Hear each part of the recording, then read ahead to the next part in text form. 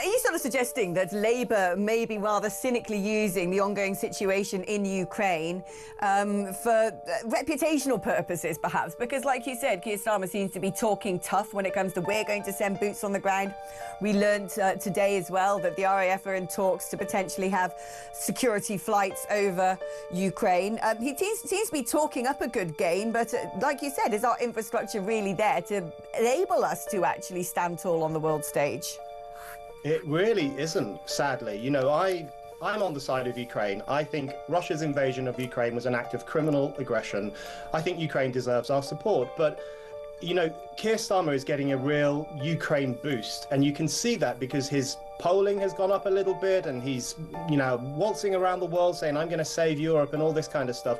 The truth of the matter is that Keir Starmer can't even protect Britain's borders, never mind Ukraine's.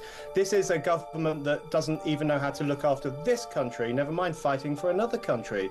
And you will remember, Alex, a few years ago when the British Army advertised for snowflakes. I mean, they literally put out recruitment posters which said, if you're a snowflake, we want you, because they want your emotional intelligence and your sense of fairness, etc. So we've got a fighting force in this country that has gone very politically correct, that celebrates snowflakery, which actually looks down its nose at toxic masculinity. And by the way, we wouldn't have won any war in history without so-called toxic masculinity.